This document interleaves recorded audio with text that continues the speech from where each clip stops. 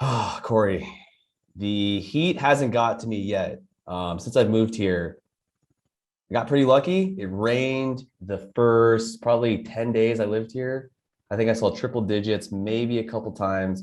But ever since then, it's been pretty nice. And now, of course, the WM Open this weekend is supposed to heat back up. Have you been to TPC Scottsdale? I haven't.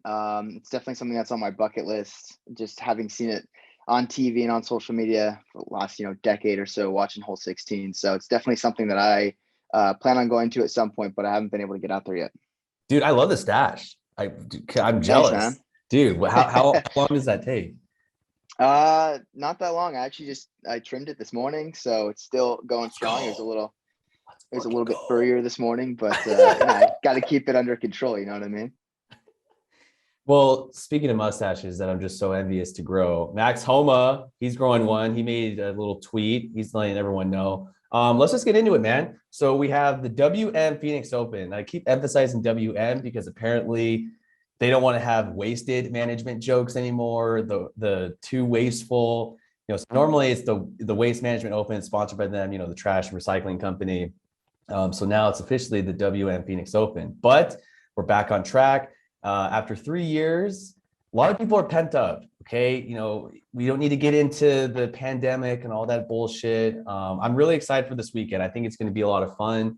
The tournament director is saying it's probably going to be one of the crazier weekends in terms of just a party atmosphere and overall attendance, in maybe the better part of a decade. So, I mean, would you expect anything less?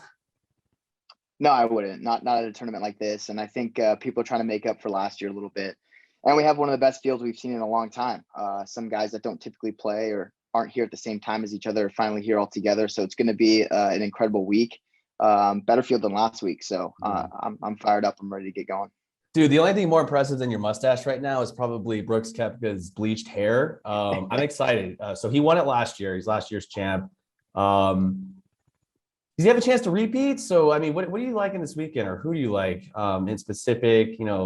We see the favorites. I mean, right now, what is it? John Rahm. Well, John Rahm's back. Fucking love it. Tagged you on Twitter and social media. Brought the weed whacker. Just completely went ballistic at Torrey Pines. He's favored at 6-1 right now. Other ones, Justin Thomas. I'm excited to see him play. I haven't seen him play live in person. And Hideki Matsuyama, winner of last year's Masters. That's according to DraftKings Sportsbook. I mean, who do you like? What do you think?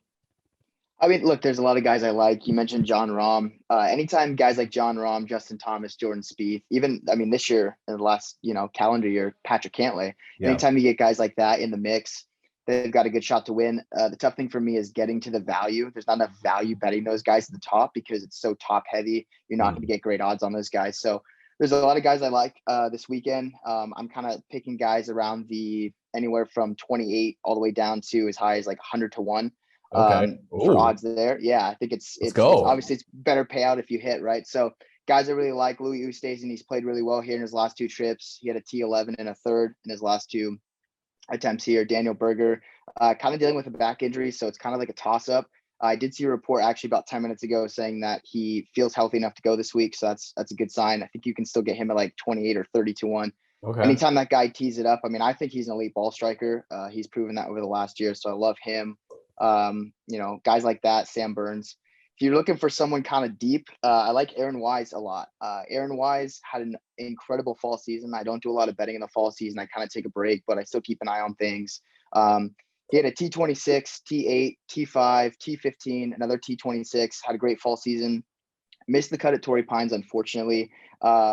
But he just didn't play very well on the South Course. It's the only measured round where we get statistics from. I mean, he hit like 14% of fairways, 44% of greens. That's not going to get it done. Yeah. Usually tee to green, though, he's fantastic. And his putting is what's been kind of holding him back, but his putting's gotten better. He gained strokes in his last tournament putting. So he's a guy at you can still get him at close to 80-1, I think, which is incredible on a guy that's a good ball striker and putting is getting better. So I like Aaron Wise. I like Russell Henley, who you can get around 50-1.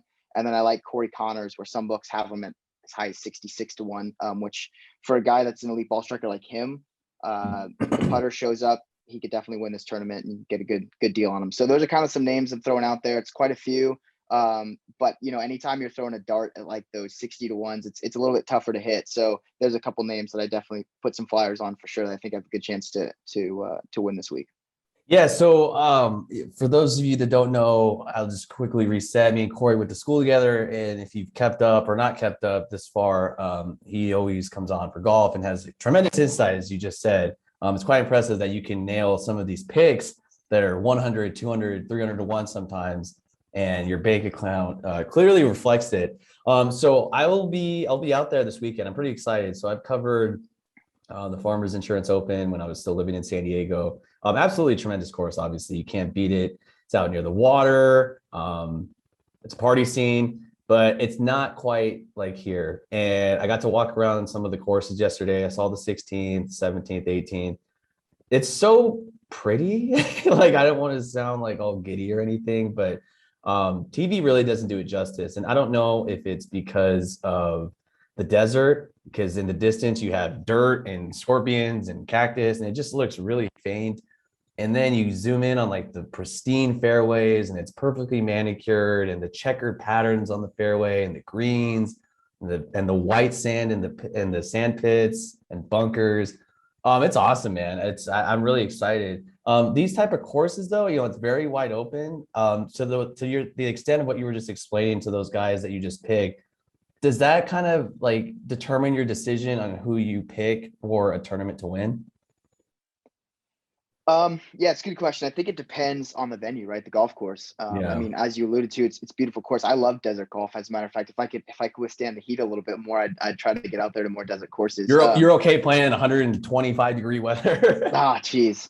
But yeah, I think this course specifically, the only thing that's tough about desert golf is, if anyone's been to a golf course or seen it on TV, is a lot of times driving accuracy gets a slight bump. I mean, I'm not super high on driving accuracy in general, Yeah. most of the time on tour, but in a week like this, if you get a little bit wayward, you get a little bit wild, you're going to get some really tough lies out there. It's kind of going to be a toss up, right? You're hitting out of the desert, so you're going to get rocks and all kinds of other things, cactus or cacti. So I think you kind of have to get lucky. So for me, I still want guys that are going to be a little bit better off the tee, which is another reason why I really like Aaron Wise when he was great last year off the tee. Yeah. So I'm looking for guys that still hit it far enough, which most guys these days do. But people that are going to be a little more accurate, hit more fairways, and then approach is really a big statistic pretty much every week, but especially this week. Looking for guys that are good ball strikers, good iron players, which is why I named Corey Connors, Russell Henley, guys like them, Louis Oosthuizen and Daniel Berger. So I'm definitely looking at guys that can keep it in the fairway, don't hit it too wild, and then guys are just really good with their irons. And just like pretty much any tournament, you got to hope the putter shows up. God damn.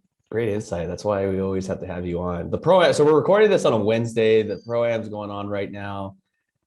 Aaron Rodgers is out there, and Larry Fitzgerald, Rob Riggle. To your point, Daniel Berger, I think I believe he's out there right now. So we were kind of texting before we started recording. So keep an eye. I mean, he might be able to go out. No, man, but I just wanted to bring you on. We're keeping this pretty brief. So if you could, I know it was a lot. Can you just kind of rattle off your top guys that you're keeping an eye on? And then also for the audience, those like farther shot odds for someone to try to capitalize.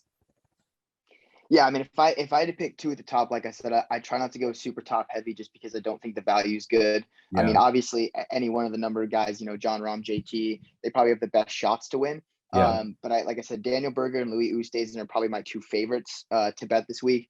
Again, hoping Daniel Berger is healthy. But like I said, I saw a report maybe 10, 15 minutes ago. I think it was Jason Sobel from the Action Network. He said that he actually talked to Daniel Berger, and he seemed like he was ready to go.